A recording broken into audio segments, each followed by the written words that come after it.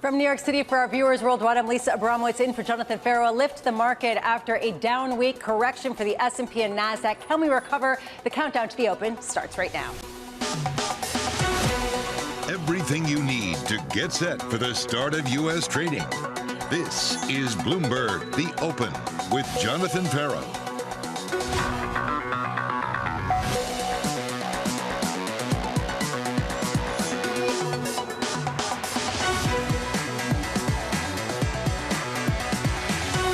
Coming up, futures rebounding after falling into correction. Israel slowly widening its ground invasion of Gaza with Fed Chair Powell and the payrolls report on deck. We begin with the big issue, bracing for a big week ahead. Markets have a lot to digest. In terms of central banks, in terms of events, in terms of macro data. The Treasury refunding announcement. We're only less than halfway through earnings season. We have those key central banks, The Bank of Japan, the Bank of England. The Federal Reserve will have a more hawkish hold from the Fed. Beating that drum of higher for longer. They are also not talking about rate cuts, and we are not expecting rate cuts to come. It's this give and take that the Fed has to manage. The continued strength of the economy actually handcuffs the Fed. The economic data in the U.S. has been quite resilient. The resilience of businesses, the resilience of the consumer. The labor market that is just, very strong. Still extremely tight. It all comes back to jobs. The labor market is the key right now. Joining us now to discuss is Morgan Stanley's Dan Skelly and George Goncalves of MUFG. I'm old enough to remember when it was all the Fed every single time. This time, unclear. Dan, what do you think is going to be the most important aspect of a very busy week?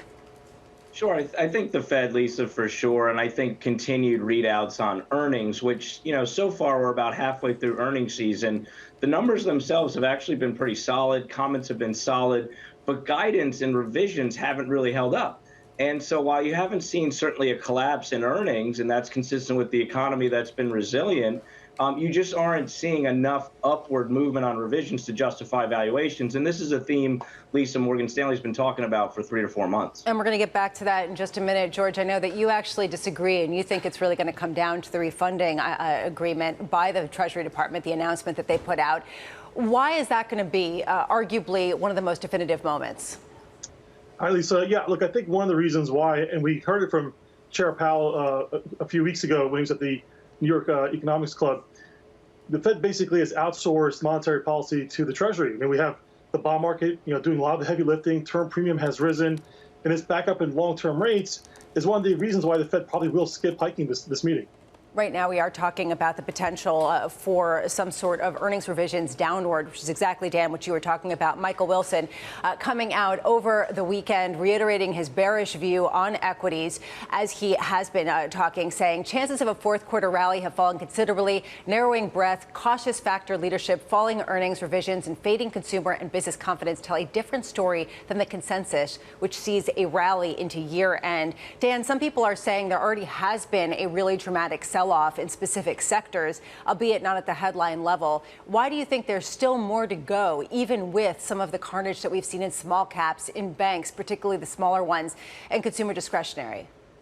Well, Lisa, I would also add to that, the generals have finally been sold off as well. When you look at mega cap tech over the last week or so, you are starting to see a pretty pronounced impact from that sector as well. So listen, we're not in the camp that we're going to see a dramatic sell-off from here, but we think we could certainly see more mixed results. And this remains, as Mike has talked about, more of an idiosyncratic bottom-up opportunity in stocks than it is for the index level, right? And so when you think about the idiosyncratic opportunities, Morgan Stanley's been talking about the data era leadership, the move to industrial application of technology for years, long before AI became the euphoric headline this year. I was catching up with Katie Huberty recently, who runs our research department, previously our Apple analyst, and this theme of this tech diffusion across different sectors continues to be a high conviction idea. So once again, Lisa, it's more an idiosyncratic opportunity from here. Which raises a question about the overall index getting challenged and how much that really does stem from yields. George, from your vantage point, how much do bond yields up, priced down, really reflect the risk aversion that we're seeing under the hood in those select areas?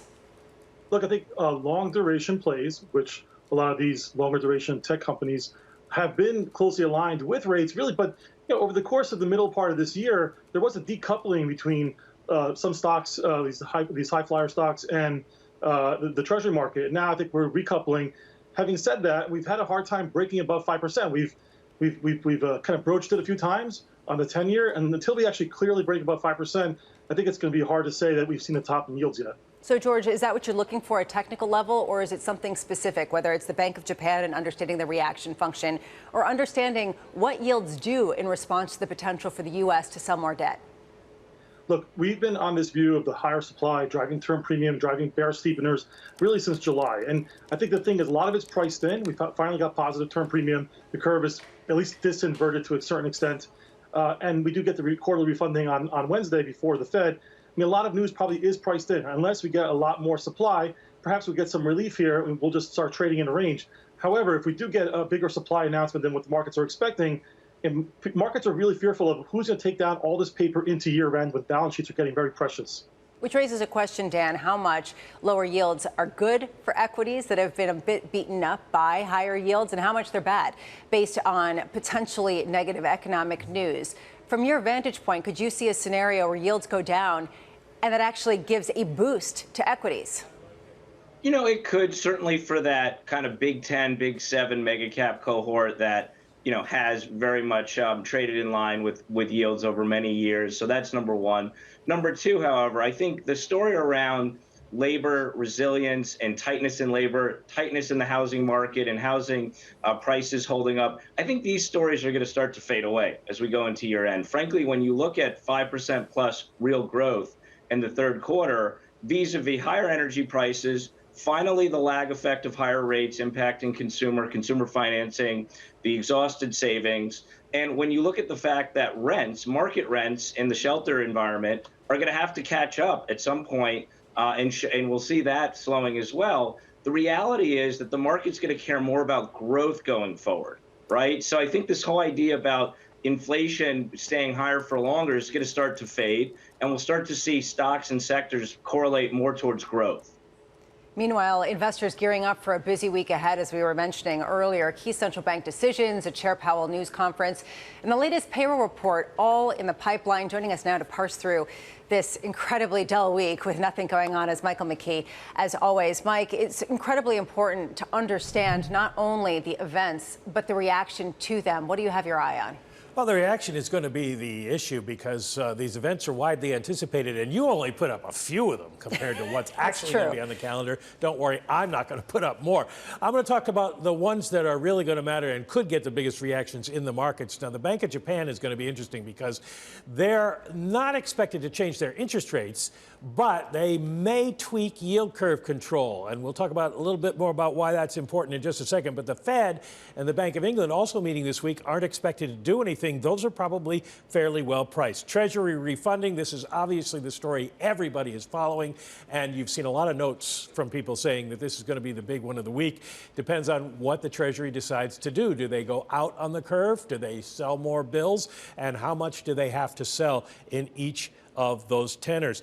The Powell news conference, like I said, the Fed hasn't decided to do anything, but does that mean they're done? That's what everybody's going to be looking for Jay Powell for, some sort of guidance when he has his news conference. And then the October jobs report, just because it won't have as big an effect on monetary policy because the Fed will have met 2 days before that.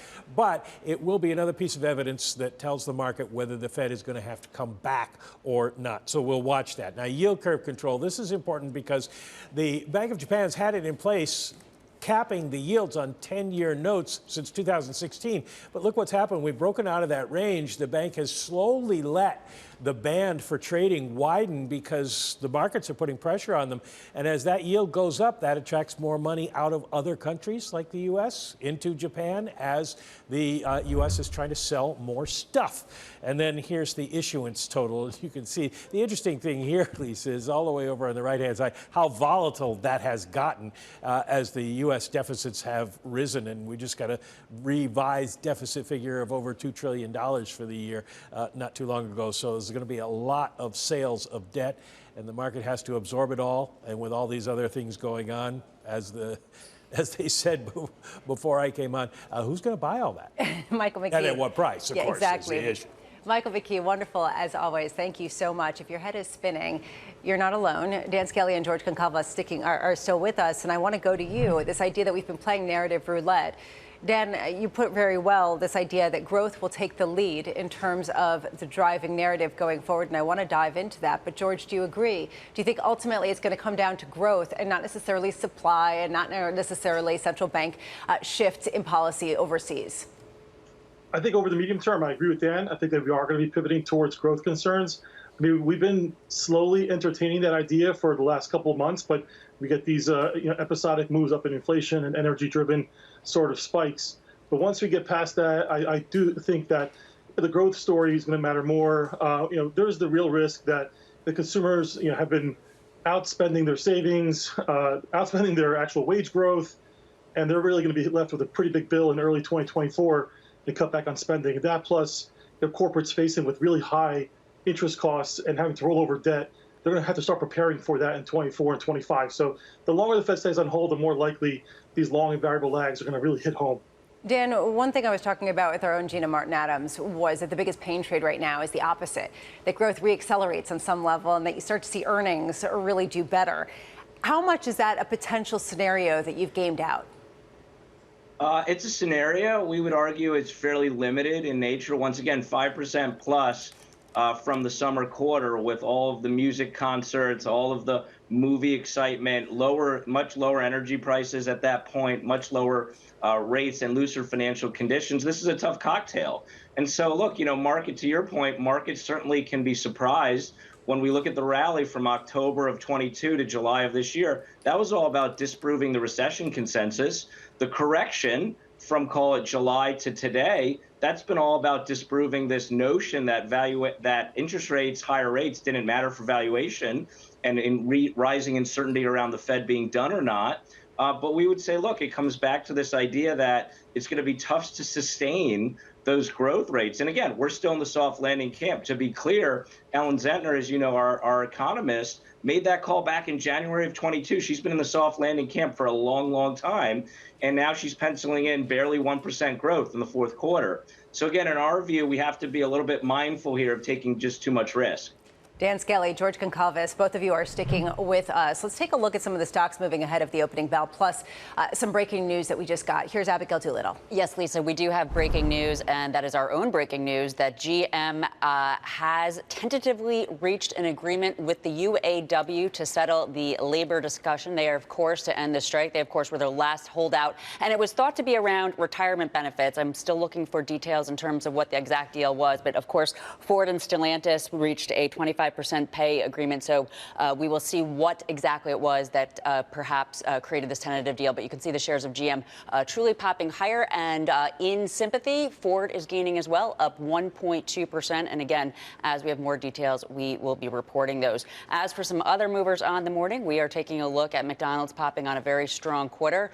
They beat comp sales in a big way by more than 1% or about 1%, 8.8% better than the estimate, having to do with pricier burgers, Lisa. We have Meta popping higher on the news that they're offering ad-free Facebook and Instagram in Europe for a fee of €9.99 to €12.99. So it seems as though some of these social media companies are really moving toward a subscription model. And then finally, WDC, the computer and storage company, is splitting into two publicly traded companies based on business lines. They also beat numbers. Sales by 8% earnings by 8%, sales by 2%, the stock up more than 20%.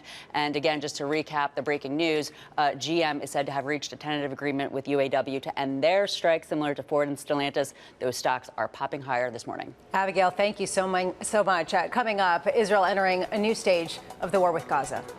We are seeing elevated threats against our forces throughout the region and an elevated risk of this conflict spreading to other parts of the region. From Israel and Washington, D.C., our team coverage continues next.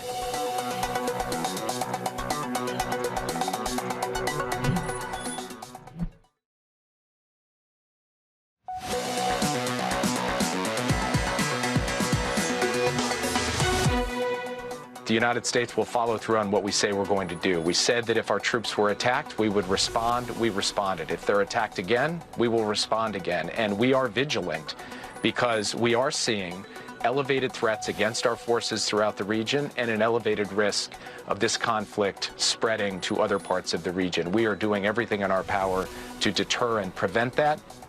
The Biden administration saying the risk of spillover from the Israel-Hamas war remains elevated. This as Israel begins its so-called second and longer phase of war against the terrorist group, expanding its ground offensive into Gaza. The U.S. and other allies pressing Israel to be more specific about its aims as millions of displaced Gazans wait for humanitarian aid. Meanwhile, Speaker Mike Johnson expecting the House to pass an Israel aid bill this week. We're going to move a standalone Israel funding bill this week in the House. I know our colleagues, our Republican colleagues in the Senate, have a similar measure. We believe that that is a pressing and urgent need. There are lots of things going on around the world that we have to address, and we will. But right now, what's happening in Israel takes the immediate attention, and I think we've got to separate that and get it through. Let's get to our team coverage. Bloomberg's Oliver Crook in Tel Aviv, Anne-Marie Hordern in Washington, D.C. Anne-Marie, I want to start with you. How realistic is it that what Mike Johnson is talking about could pass? Well, it's realistic that this will pass the House. There's going to be bipartisan support largely for standing with Israel and sending over funding. This funding, though, he also in another interview alluded to this would be more than $14 billion, actually exceeding what the White House requested. The issue that's going to happen in Congress, of course, is that this does not only put Speaker Johnson head to head with the White House because he is trying to separate Israeli aid as well alongside what the White House wanted was aid for Ukraine, Taiwan, and other national security interests around the globe, but also with Senate Minority Leader Mitch McConnell, who also wanted to see a bigger package. So there's no doubt in my mind that Congress is going to be able to pass aid to Israel in a bipartisan fashion, but potentially this becomes a problem because he is trying to really decouple it from that broader package. In the meantime, we've seen troops build up around Israel from the U.S. There's another war tanker that's coming over to the Mediterranean. Ali, from your vantage point, how much is Israel relying on some of the deterrence from U.S. troops? How important are some of those personnel that are coming to the region? I mean, I think it's absolutely critical, and it's been absolutely critical since day one. And the U.S. support for Israel and the Israelis is very present in their minds. And, you know, it was a big symbolic gesture for when President Biden came here. A number of senators have come also as well. But again, and their whole stance, their whole policy has been a one-word policy of deterrence. It's don't, but it's backed up by, you say, 2 carrier groups in the Mediterranean, just behind us, in the waters behind us. And that is just right off of the coast. And those troops on high alert. And also relying on that military aid, but also the replenishing of Iron Dome, which Israel is deeply dependent on to take some of these rockets and missiles out of the sky that are falling regularly on its territory. Oliver Crook and Marie, both of you, thank you so much, as always, for wonderful reporting. Still with us, Dan Skelly and George Goncalves. And I want to dig into the ramifications from this. A lot of people are talking about the oil ramifications. George, I want to get your sense from the spending, the defense spending, the military kind of heft that the U.S. is looking to ramp up. How much does that affect how you're kind of gaming out the next 6 to 12 months? Look, I mean, military spending, of course, is one of the largest components of our budget and the deficit, and it's been a big driver of it, as well as interest costs, which I think is also critical to focus on that. But I don't think it's big enough that it's going to necessarily deter or reduce sort of spending. But of course, it just means more treasury supply. Which is the reason why a lot of people are focusing on that angle. Dan, is that kind of the angle that you're taking with it? How are you watching this conflict to try to parse the noise from the signal, at least when it comes to a market's point of view, putting aside, and it's always hard to do this, but putting aside the human tragedy, which is very real and unfolding in very much real time? Yeah, absolutely. I mean, the tragedy is just completely awful. To your point, I think looking at the market and the economic impacts beyond that, I think, George made a good point earlier in terms of that 5% level on the 10-year not really holding. And I think you are starting to see people come in, too, in terms of this risk-off uncertainty as well, come into the bond market. So, that's the way we're looking at it. When you think about it, hopefully here, obviously not broadening out into a broader scale issue, which for the time being is the market's interpretation. Oil is up only modestly since the attack happened in Israel. When you look at, the equity market, you've seen some loosening in valuation. You've seen some credit widening, but not a ton. And so for the moment, the market is saying this won't broaden out. Iran has something like 3 million barrels of oil production a day post the sanctions loosening up. So that is certainly the key variable to watch for. George, have you gotten that sense, too, that people are buying treasuries as a haven this time around? look, I mean, historically, as we've seen any sort of geopolitical tensions, treasuries have always typically benefited. But what's been interesting this time, you kind of have this weekend effect where treasuries rally into the Thursday, Friday, and then we kind of give back the gains and rates rise on Monday like we're seeing today. So I'm not really sensing a big flight to quality yet. And as Dan pointed out, and hopefully this does not escalate and it does not broaden now. Hopefully that doesn't take place. And so long as it doesn't, then I think that treasuries won't really benefit from this. But it goes back to the growth angle and what the Fed does next. And I think that this is why you've kind of juxtaposed where we are in the cycle. We're at probably seeing the best of it. That Q3 growth probably was the most growth we're going to see for quite some time.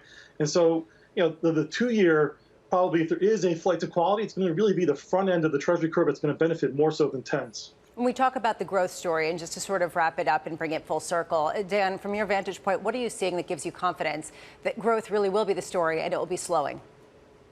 Yeah, I think it has to do with just stock reactions, right? When you look at companies that are talking up their growth revisions, they're talking up their opportunity set, you're seeing some positive reactions. For the majority of companies that are not talking about the future in that regard, you're seeing a pretty dramatic sell-off. And oh, by the way, that was the story in terms of last quarter as well. And so I continue to think there's fairly efficient pricing going on within the equity market. Last thing I'll say, Lisa, is in a world where you have growth slowing, geopolitical tension, I think the premium, the necessity for companies to provide unique data-driven or technology-driven upside is key. So productivity is really the key underlying theme we continue to look for, both within the U.S.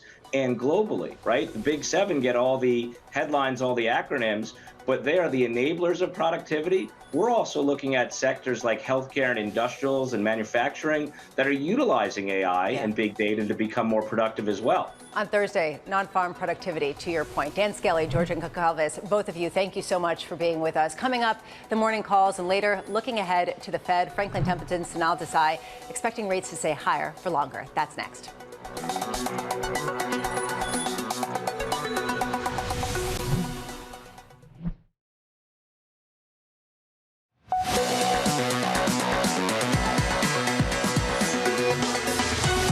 Time now for our morning calls. A look at some of the analyst recommendations this morning. First up, Raymond James downgrading Cisco to market perform, seeing risks to the company's full-year sales outlook. Next up, Truist downgrading Newell Brands to hold, expecting at least another year until the company returns to organic growth. And finally, Bank of America upgrading Chevron to buy, saying recent declines look overdone. Coming up, Franklin Templeton Sunil Desai joins us ahead of a busy week for central banks. That conversation coming up next.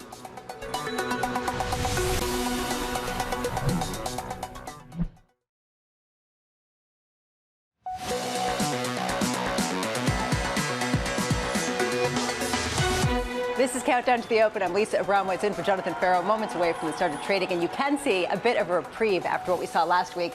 A pop of 0.7% on the S&P. NASDAQ also up 0.7%. So kind of pulling back bases of where we were before. Outside of stocks, you can see in the bond market a bit of a sell-off. Basically yesterday, or last week, I should say, we saw a bit of a bid into the bond market this year, maybe this week, year. That's where we are right now. 10-year yields, 4.89%. Crude off as people look toward a perhaps less hard escalation in Israel.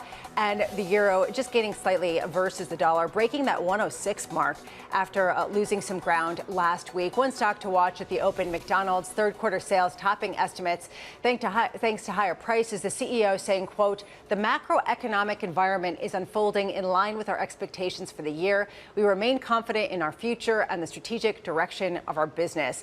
Abigail Doolittle has more on expensive burgers. Abby. Yeah, indeed. And it's interesting, Lisa, because they put up a very strong quarter. Adjusted earnings did beat by about 6.5%. Those came in at $3.19. Sales comps came in at 8.8%, a full percent better than what had been expected. What's interesting, though, is it did come on consumers accepting higher prices, that pricier burger. But there's headlines coming out of the earnings call right now, and there's sort of some mixed messages. So they're talking about expecting to see the tough macro to continue, inflationary pressures. But they're also talking about the idea that consumers are still accepting price increases, but they're saying that they are benefiting from a trade down from pricier options. So if I'm reading this correctly, it sounds as though some consumers are willing to pay up and that the ones that are not are trading down, and it is benefiting McDonald's. On the year, Lisa, this stock basically flat, but today it is getting a pop, up about 1% off of its highs, but nonetheless the best day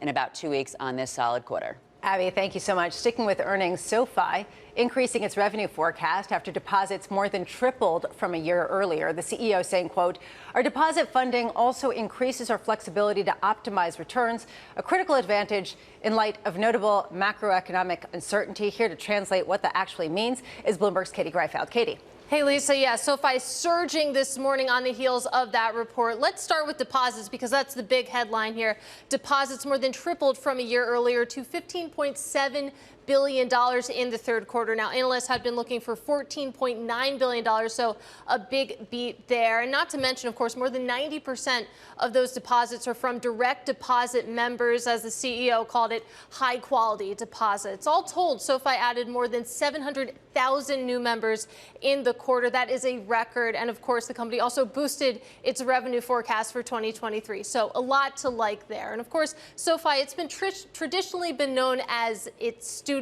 loan refinancing business. Of course, it's since expanded beyond that into financial services. But on the topic of student loans, CEO Anthony Noto said that the resumption of student loan repayments should have a slightly bigger benefit in the fourth quarter. You add it all together, SoFi having its best day since July, and I double-checked this a few times. It's up about 66% so far this year. Wow, Katie, thank you so much. Turning now to autos. Just breaking this hour, Bloomberg reporting that GM has reached a tentative agreement with the UAW to end the strike. Here with us to have the crack reporting on the autosphere is our very own Matt Miller. Matt, what's the latest? Yeah, so GM is the last of the big three to make a deal with the union. Of course, all of this still needs to be ratified by union members. But GM was a holdout after Ford agreed with the union to resume work on Wednesday of last week. Stellantis over the weekend on Saturday, and that had put a lot more pressure on General Motors. GM had a lot more temporary workers than Ford. At any given time, 10% of the people working for General Motors in this country are temporary workers. And Ford and Stellantis had offered what amounts to 150% raises to those workers. That's one of the things that was a sticking point for General Motors. Also, it has the most employees that are due for retirement benefits, 300,000. So that was another one of the sticking points. But all three have agreed to give 25% raises to hourly workers, including cost or not including. There's an additional cost of living allowance that's going to go in there, and that would amount to 33% increases in pay over the 4 years of this contract. So, as I said, it still needs to be ratified, but it looks like this strike is now over. Remember, it started on September 17th. So we're in the 7th week of this strike, and it's caused a lot of financial damage. Ford last week saying $1.3 billion in terms of damage to the bottom line. And maybe it's now over and we can reassess just how much damage overall it has done and just how much the workers have gained. Turning to tech now, Apple is hosting an event highlighting its Macs and M3 chips today ahead of its earnings on Thursday. Ed Ludlow has more. Ed. Week and the market needs to decide what's more important to them, the Fed on Wednesday or Apple. That's the debate playing out on the Bloomberg terminal. We're up a full percentage point. In the event dubbed Scary Fast, we're expecting a big focus on Mac, a new iMac according to Bloomberg's reporting, and an updated version of a high-end MacBook Pro. We also expect Apple to debut its latest generation silicon, the M3 chip, its PC processor. Then move forward to Thursday when we get Apple earnings. The expectation is that overall we see a fourth consecutive quarter of sales decline for Apple. You have to go back more than 2 decades to see Apple having 4 straight quarters of sales declines. But within that, we hope to see some bright spots, particularly in expanding Mac sales, which is why tonight's event is so relevant. Bloomberg also reporting, citing third-party data, that in the first month of its sales since launch, the iPhone 15 is struggling in China compared to the previous generation iPhone 14. According to GfK data, iPhone 15 sales are down 6% when compared with the first month of sales of iPhone 14 in China 1 year ago. The expectation is that this is a kind of weaker but improving market. IDC estimates say that in the third quarter just gone, Apple shipments were down 4% overall. It's a stock that the market's watching, not just because it's proportionate weighting on the index level, but because it gives us this kind of forward-looking or crystal ball lens into the health of the consumer in very key markets, Lisa. Big week. Thanks so much. And big week indeed. And you ask, what's more important, Apple earnings or the Fed? And I'm going to ask that question of Franklin Templeton's Sanal Desai, who's joining us now. So, Sanal, I want to start there. What's more important for this week? Is it going to be Apple earnings or is it going to be the Fed? You know, something it's quite likely to be the Treasury. It's been a long time, but I think the market will be more focused on Apple. There's a limited amount the Fed can do right now, which would surprise the markets, except for doing something extremely unusual, which would be shocking if they either ruled out completely future rate hikes or actually raised rates, both of which are highly unlikely in my view. So you say Treasury refinancing is going to be the most important. That's also coming Wednesday. And a lot of people have been mentioning maybe it's going to actually trump anything the Fed says. From your vantage point, you have been discussing your outlook for the volatile bond market, writing, quote, fixed income is delivering attractive yields again, playing its traditional role as a portfolio diversifier and income generator. How much can you double down on that without knowing the response of bond markets to a potential increase in the amount of debt that the U.S. is selling? So, you know, the U.S. is selling a lot of debt, but I think the market is in the process of internalizing that. Can we see more of a long-edge sell-off? I think actually you probably could. But on balance, there is an asymmetry here. The extent to which you could get a sell-off is unlikely to be as much as we have seen so far. To a large extent, the degree to which we've seen what we've seen and the speed at which we've seen it, I believe has a lot more to do with where we started, which was with bond markets, which were massively overvalued and far too focused on the Fed essentially jumping in, bailing us out, and very quickly reverting the last 15 years when Fed funds was very low and you had buyers of last resort all over the place. So at this point, when you're looking at a different kind of paradigm, how do you view bonds as a portfolio diversifier? You're saying that they are attractive right now, given how much yields have gone up. But 60-40 hasn't worked. It's not worked again. No. And a lot of people are saying if bonds rally, actually, you could see stocks rally and vice versa. So at what point can we go back to that kind of concept of diversification? So I think what has been really difficult is how volatile the bond market has been for so long as the market continues to play off this concern about what is the Fed going to do and perhaps a continued hope that the Fed is going to dive in at some stage and admit it's made a mistake and bail us all out. I think the moment the bond market actually realizes that's not the game or the playbook that the Fed is using this time, we might settle into, dare I say it, a more boring bond market where rates are higher and there isn't any anticipation of a sudden massive rally to make capital returns. I expect to get boring returns from bond markets next year, which would be positive but boring in the sense that, 5-6% yields in investment grade quality credit. This is attractive levels. As long as you're not dreaming about getting those high single digits, double digits from high quality bonds, which people have managed to get for many years, apart from last year and this year, clearly, I think that it is a good time to start considering coming into bond markets and anticipating they play that role. And in terms of readjusting, I think bond markets have gone further, perhaps, than equity markets have. I'm not an equity market specialist, but I think bond markets have already moved a long way in the right direction. Which bond markets, right? I mean, because we're talking about investment grade credit, we're talking about treasuries. We're not talking about high yield. We're not talking about riskier parts of credit that have actually eked out gains this year, despite all of the red, the sea of red everywhere else. So how do you justify the idea that risk is still attracting capital at a time where people are pricing in capital costs, interest expenses that really are unsustainable for a lot of these corporate models? I think if you look at high yield bonds, which are yielding over 9%. It is attractive. You're looking at low dollar prices, and a lot of people have an appetite for that kind of risk. And indeed, a lot of our clients do. And if your horizon is 12 months to 18 months, this is perhaps not a bad area to venture into at these levels. But it is undeniable that high yield markets are not pricing a recession. Investment grade probably is.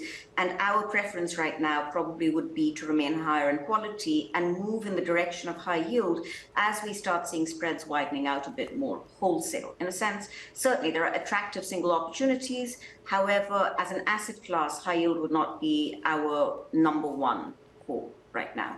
Chanel, people are looking at a lot of central bank decisions, and we haven't talked that much about the Bank of Japan. I do wonder about the buyers for a lot of credit that we see in the United States. And Japanese investors have traditionally been huge buyers of investment-grade credit, but also lower-rated debt. How much are you looking at the flows to understand the dynamics, and how confident you can be in some of these investments? I think it's a big issue. But right over there, again, for a very long time, we've not looked at supply issues, i.e. the deficit. We've definitely not looked at demand issues. And if you look between the Fed, which still, after over a year of QT, the Fed still owns over 25% of the Treasury market. If I look at just the Treasury market, the Bank of Japan is the second highest holder of Treasuries, not China, as many people think. And China only comes in at number 3. And then, of course, you have the fact that you can't exactly measure how much some of these countries are holding. But for a variety of different reasons, the Fed, because it simply stopped buying, Japan, because chances are of the next few meetings, if not already this week, we're going to see the direction in which JGB yields are going to go. And I believe they're going to go up higher, which will take away an element of support for the Treasury and IG markets. And finally, if you look at China, certainly there are fewer surpluses to essentially recycle into US Treasuries. From a demand perspective, I think both the supply and the demand picture doesn't look very attractive in the near term for Treasuries. However, Treasuries have started pricing in a lot of this. I do think there's still scope for yield curve steepening. But again, like I said, it's a bit more asymmetric now. We've come a long way, at close to 5%. So does that mean that you're much more aggressively buying? What we are doing is beginning to lengthen that duration. We've been short. You've watched us go through neutral, and now we are beginning to start the process of going long. We're not getting in completely long over our skis yet, because I think actually we could see Treasuries go higher from here. Sonal Desai, thank you so much. Sonal, wonderful to catch up with you at a time where we're seeing yields very much in focus. Coming up, GM following Ford and reaching a tentative agreement with the UAW. This contract is more than just a contract. It's a call to action to workers everywhere to organize and fight for a better life.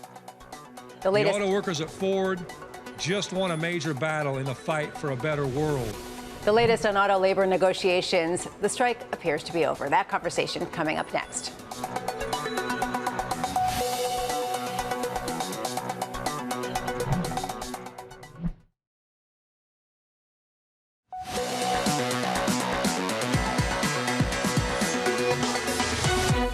This contract demonstrates the incredible power that workers have when they are not afraid to use it. This is why your national negotiators, the UAW Ford National Council, Vice President Browning, and myself wholeheartedly endorse this record-breaking agreement. We went to Ford with the goal of not leaving a dime on the table, and we accomplished that.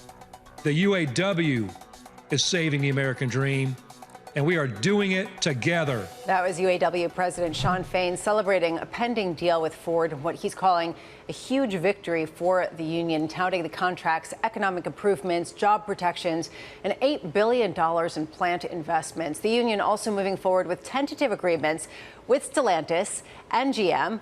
Let's get some coverage from Bloomberg's Kaylee Lyons in Washington, D.C. Kaylee, what do we know about just how tentative some of these arrangements and deals are? Well, this is still a very new report, Lisa. According to people familiar with the matter who've spoken to Bloomberg, what we do know, though, is that the wage figure looks very similar to the agreement that the UAW, of course, first struck with Ford, that 25% increase in cost of living adjustments as well. What is unclear in GM's case specifically is what exactly the retirement benefits may look like, as that had been a sticking point why this of the big three automakers was one of the holdouts here. But what this likely will bring is an end to the strike. Of course, this still will need to be ratified fully by the union, but this has been a long-fought battle. We're 7 weeks into a strike here at this point, as it started just in mid-September. And, of course, you have a focus here in Washington on it as well, as President Biden has been a pro-union president. He has called himself the most pro-union president in history. We did get a statement out from the White House over the weekend on the agreement that was reached with Stellantis, which, of course, was on very similar lines. He called it a groundbreaking contract that rewards auto workers. He went on to say it's a testament to the power of unions and collective bargaining. And we certainly are seeing once again, Lisa, that it seems the hard line Sean Fain was driving actually got the automakers, all three of them, to where the union ultimately decided they wanted to be on the wage figure. Do we understand, you mentioned the wage figure, and that's exactly where I wanted to go, how much of the sticking point was the headline wage number and how much were the benefits and some of the other asks by the UAW? Well, we know a lot of those asks, Lisa, are just more difficult for the automakers to swallow, considering the legacy that comes with them. A lot of the things that the union initially was asking for in terms of pensions and retirement benefits are some of the very same causes that led to the bankruptcy of two of these companies back in the post-financial crisis era. So some of that was more difficult. And again, that retirement part of the equation, we understand to this point, at least to this morning when we got news of a tentative deal being struck, was one of the real difficulties for GM. So we'll look for more details on that. The wage figure is really where we saw a lot of the headline movement over the course of these negotiations that have been, almost 2 full months now. The idea that the union came out and initially wanted 40%, slowly worked their way down. But our reporting here at Bloomberg had been 25% is what the union was looking for. As of just about a week and change ago, they had gotten the automakers up to 23%, and it seems they finally closed that bit of distance. But certainly on the headline, especially considering those are pretty big headline figures, but these are workers who have said that they have not had their wages keeping up with inflation for a long, long time now. Wages was something they were really pushing on. You're covering this from the viewpoint of Washington, D.C., and I do wonder how much this is going to bear into the election. It is still a while away, and if it's already concluded, does this mean that the union goes back to being more Democratic, or does it sort of be more purple the way that it was during the election prior? I think when we're looking at the UAW, Lisa, you almost have to look at union membership and union leadership, because we know union leadership, Sean Fain, is no fan of former President Donald Trump, who, of course, looks like he may very well be the Republican nominee. And yet the endorsement has always hung in the balance that Biden was invited to strike at the picket line earlier on in Detroit with these automakers. There were union members, at least theoretically, who may have been more supportive of Donald Trump. So certainly the idea of the labor movement is going to factor in this election, but also just in terms of thinking about the economic consequence. For President Biden, yes, he wants to be pro-union and have the support of unions going forward into 2024, but he also needs a strong economy, as he consistently has struggled in that department. And the longer the strike went on, the greater economic impact it could potentially have, as well as potentially disrupting the EV transition he has pushed so hard on. Well, exactly that. President Biden coming out just moments ago and saying, I think it's great about union and car maker deal. So I think it's great about the union and car maker deal.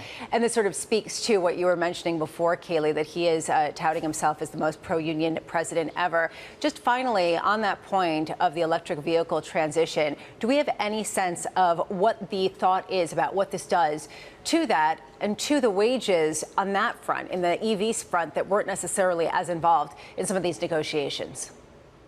Yeah, we'll have to look into the details of the contracts for that, Lisa. But really what it comes down to is not just the wages, but the idea of job security, that as these automakers are transitioning from the ICE era, the internal combustion engine era, to electric vehicles, in which some of the jobs just are likely seen as not being paid enough, that it's just going to be different. Job security going forward was a really big sticking point here. And that's actually one of the arguments you were hearing the likes of Mary Barra over at GM make, the idea that they have to retain profits so that they can continue to invest in that future, but keep union jobs in that future. And that has been one of the difficulties. And again, Lisa, we'll bring more details always as they come. Kayleigh, thank you so much. As always, coming up, the market moving events that you need to be watching.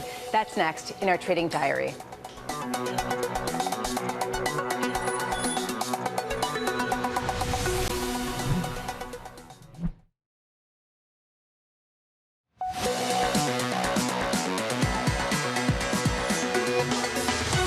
This is Bloomberg's The Open. I'm Lisa Abramowicz in for Jonathan Ferro. 26 minutes into the trading session, you can see the gains building. 1.3% gain on the NASDAQ.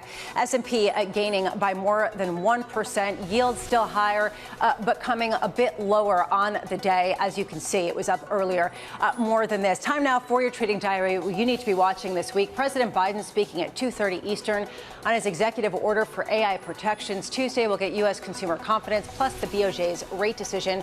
Wednesday, an FOMC rate decision, followed by Chair Powell's news conference. Thursday, U.S. data includes jobless claims and durable goods, plus, of course, Apple reports earnings after the bell. And Friday, the October payrolls report. And we didn't even mention the refinancing agreement on Wednesday, which may end up being the most important event. This was Countdown to the Open.